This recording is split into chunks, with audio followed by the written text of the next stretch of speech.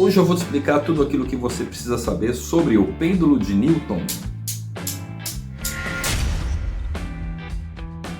E para você entender como isso funciona, eu vou te explicar primeiramente com duas bolinhas.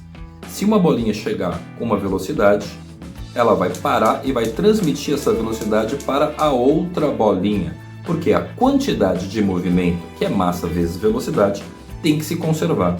E o que é interessante é que se eu colocar uma bolinha a mais, essa quantidade de movimento vai ser transmitida para a segunda bolinha, que vai passar para a terceira bolinha. Então, e o mesmo aconteceria com 4 ou 5 bolinhas.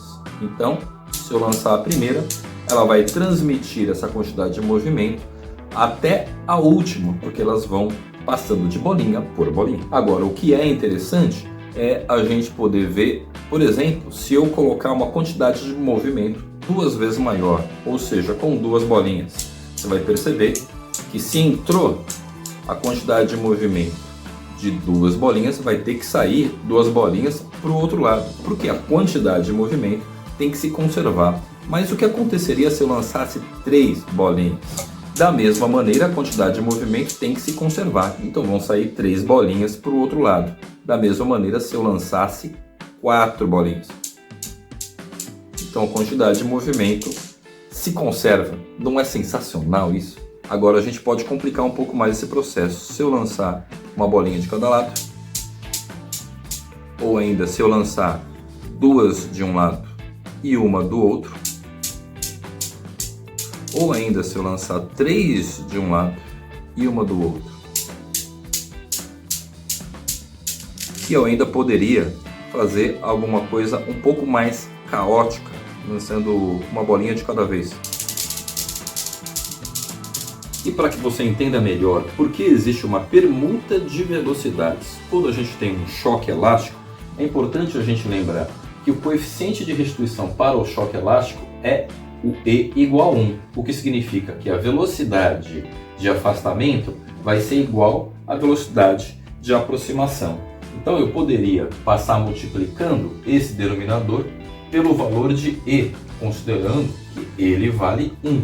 Então eu vou ter que a velocidade de aproximação vai ser igual à velocidade de afastamento.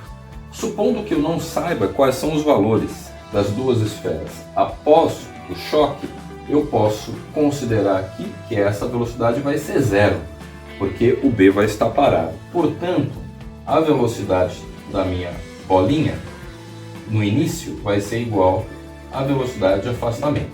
E eu vou utilizar essa equação para substituir na equação de conservação de quantidade de movimento, porque eu sei que a quantidade de movimento da primeira e da segunda no início tem que ser igual à quantidade de movimento da primeira e da segunda após o choque elástico. Como tudo está multiplicado por m, então eu vou poder dividir tudo por m, ou seja, cortar o valor dessa variável m. No lugar do VA, eu poderia já substituir esse cara aqui que a gente conseguiu na equação anterior. Então eu vou escrever no lugar de VA, VB' menos VA' mais VB, que é igual a VA' mais VB'. Só que a gente tem que se lembrar que o B no início estava parado, então eu posso considerar esse cara também como 0. Então eu poderia dizer aqui que se a gente passar esse VA' para esse lado, eu vou ter VA' mais VA', 2 vezes VA'. Se eu passar o VB' para o outro lado, ele vai subtrair esse VB', então vai dar 0. Portanto, eu posso dizer que a velocidade de saída da bolinha A ao final do choque vai ser 0. E isso explica porque a primeira bolinha tem que parar antes do choque, para que a segunda adquira a velocidade que ela tinha inicialmente.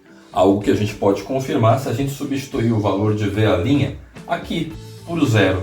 Então eu vou ter que esse VB' vai ser igual ao valor de VA quando eu substituir esse valor de VA' por 0. Então quer dizer que a bolinha B vai adquirir a velocidade que o A tinha. E se você gostaria de ver outros experimentos de física que a gente já gravou e explicou nesse canal, dá uma olhadinha nesse vídeo aqui e até os próximos vídeos.